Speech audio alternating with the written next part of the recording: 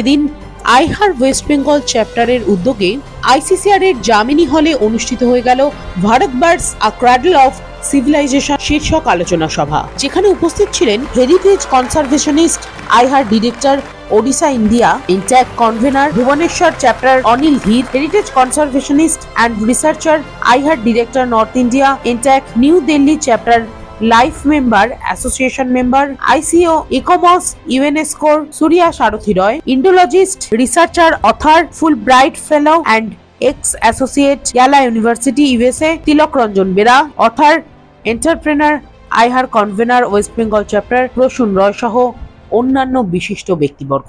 এই আলোচনা সভায় marine archaeology in Bharat, Dwarka and Kalinga এবং ইন্ডিয়ান্স ভারতবাসীস মাইগ্রেশন এবং রিভার্স মাইগ্রেশন নিয়ে বিস্তারিত আলোচনা করা হয়। আগত অতিথিদের মহামূল্যবান আলোচনা শুনে অনুষ্ঠানে উপস্থিত দর্শক এবং শ্রোতারা তথ্য সমৃদ্ধ এবং আত্মতৃপ্ত হন। You must have read many books about establishing the antiquity of Indian civilization. My approach was little different. As you know, Prasoon, I have authored a book titled India in Egypt. In this book, I have compiled a lot of events which I thought has taken place during the pre-script period. Because, and as the name suggests, India in Egypt, it is all about an intense connectivity between the, can you hear me? An intense connectivity between the Indian and the Egyptian civilization. In just about 2 or 3 places they had kings or something who could have done something or the other. But nevertheless, pilgrimage happened. How did it happen? It happened, there was a road which was called the Jagannath Sadak. The road coincidentally started from Kolkata. You know, even anybody who wanted to come, you will be surprised, people from Madras used to come to Puri, they used to come via Kolkata, even in those days. My next question is to Mr. Suresh Arthi Roy, and I would like to ask, based on our scriptures, how would you relate the antiquity of our civilization and of Akhand Bharat? Thank you. I think, Prasoon, that was a very important question. And what we need to understand is, from a cultural heritage perspective, it is very important for all of us to understand that in defining the cultural heritage of Bharat per se, our scriptures play a very important role. Be it the Vedic corpus, be it the Upanishads, be it the Mahakavyas, because they are which we do not understand and which wherever I go, I keep saying that they are our Puranic Itihasa, as it happened, Itihasa. Okay? খুব সত্যি কথা, এবং আজকের দিনে cultural হেরিটেজের প্রতি মানুষের সচেতনতা অনেকটাই বেড়েছে, এবং এই বাড়ার ফলেই আপনি আজকের মতন প্রোগ্রাম দেখতে পাচ্ছেন। এবং এর সাথে আমি একটাই কথা বলবো যে সরকারের তরফ থেকে যেরকম ফান্ডিং করা দরকার কালচারাল হেরিটেজ রক্ষণাবেক্ষণ করার জন্য, নতুন সাইটস এক্সকেভেট করার জন্য, তেমনি সাধারণ মানুষেরও দায়িত্ব কিন্তু হেরিটেজের প্রতি যত্নশীল হওয়া, তার রক্ষণাবেক্ষণের দিকে খুব ক্লোজলি মনিটর করা। এর সাথে সাথে যেটা আরেকটা জিনিস দরকার, সেটা হচ্ছে জনজাগরণ। জনজাগরণ তখন হবে, শুধু একাডেমিক লেভেলে করলে হবে না, এটাকে ফিল্ডের মধ্যে নিয়ে যেতে হবে।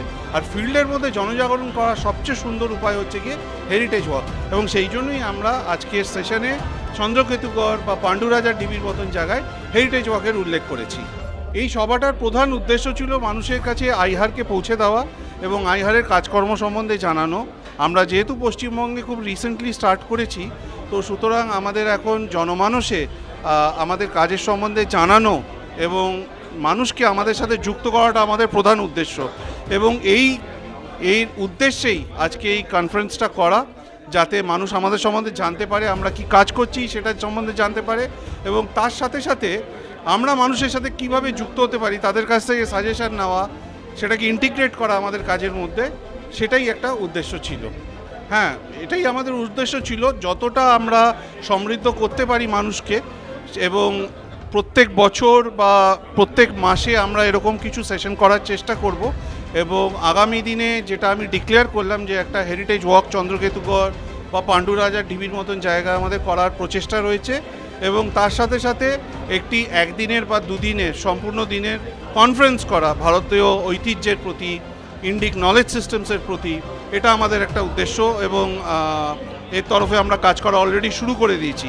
তো আশা করি মানুষ আমাদের এই প্রচেষ্টাকে খুব ভালোভাবে নেবে এবং আমাদের সাথে এগিয়ে এসে হাতে হাত লাগাবে, যাতে বাংলার ঐতিহ্য রক্ষণাবেক্ষণের জন্য এবং আরও কিছু নতুন জায়গা উদ্ধারের জন্য মানুষ সচেষ্ট হয়, এবং সেটা রক্ষণাবেক্ষণের জন্য আমাদের সাথে হাত মিলিয়ে এবং বিভিন্ন সংস্থা যারা সরকারি বেসরকারি এই কাজে যুক্ত আছে তাদের সাথে হাত মিলিয়ে আমরা ওভারঅল সবাই মিলে বাংলার ঐতিহ্যকে রক্ষা করতে পারি। আজকের এই সভাটা ছিল আমাদের আইহার কলকাতা ওয়েস্ট বেঙ্গল চ্যাপ্টারের দ্বিতীয় অনুষ্ঠান।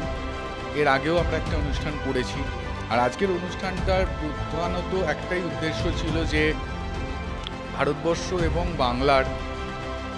বাংলা ইস্টার্ন ইন্ডিয়া সব জায়গা মিলে, আসলে পুরো ভারতবর্ষ মিলেই আমাদের হেরিটেজ, আমাদের কালচার, এটাকে আর্কিওলজিক্যাল সাইড থেকে দেখা, লিটারারি সাইড থেকে দেখা, সায়েন্টিফিক সাইড থেকে দেখা, সব রকম দিক দিয়ে আমাদের যে ঐতিহাসিক ঐতিহ্য রয়েছে সেটাকে সব রকমভাবে যদি আমরা দেখি, সব রকম দৃষ্টিভঙ্গি দিয়ে, তাহলে কিন্তু উত্তরটা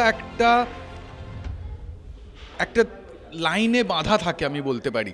তো এই অনুষ্ঠানটার, এই আলোচনাটার মধ্যে, এই প্যানেল ডিসকাশনটার মধ্যে থেকে আমাদের মধ্যে ছিলেন 3 জন বিশিষ্ট বক্তা, যারা নিজের ফিল্ড অফ স্টাডিতে নিজেরা এক্সপার্টস, এবং তাদের প্রত্যেকের কথা থেকেই ওই মেলবন্ধনটা কিন্তু উঠে আসে যে সায়েন্টিফিক মেথড দিয়ে দেখি, কি আর্কিওলজিক্যাল ওয়ে দিয়ে দেখি, কি লিটারারি ওয়ে দিয়ে দেখি, আমাদের কিন্তু ভারতবর্ষের যে ঐতিহ্য সেটা পৌরাণিক, অতি পুরাতন, এবং আজকে সেই ইতিহাসটা আমরা তুলে ধরি না মানুষের কাছে, এবং সেটা তুলে ধরা কতটা প্রয়োজনীয় সেটাই কিন্তু আজকের এই সভার মধ্যে থেকে বেরিয়ে এল।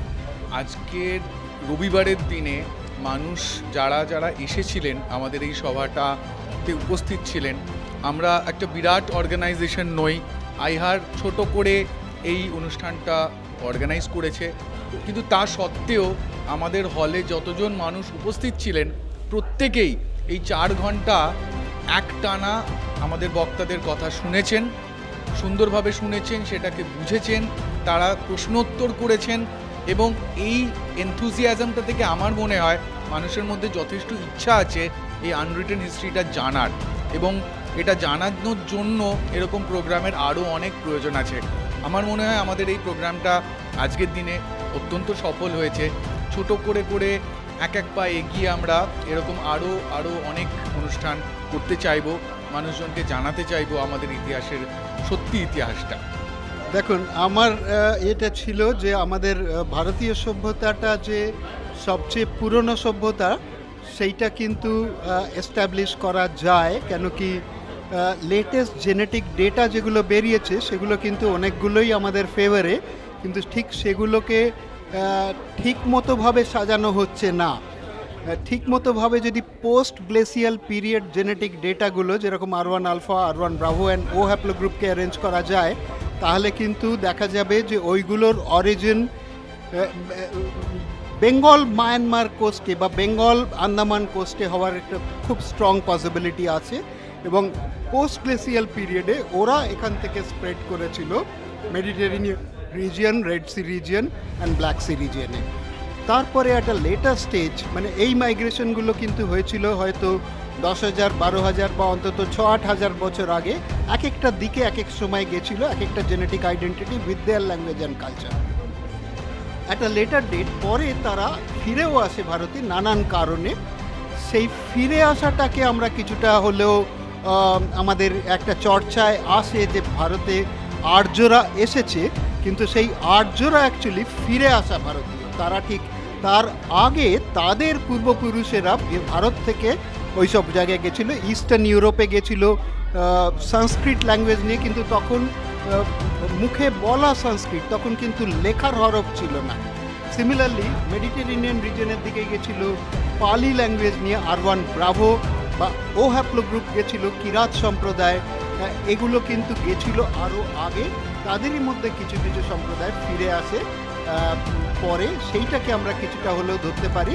কেন কি সেই তারা এমন সব ফিজিক্যাল ফিচার নিয়ে এলো, ফর্সা, লম্বা, মুখের ফিচার্সটা এটা, যেটা থেকে বোঝা যায় তারা কিন্তু ওদিক থেকে এদিকে স্টিপি রিজিয়ন থেকে বা ইউরোপের দিক থেকে এসেছে।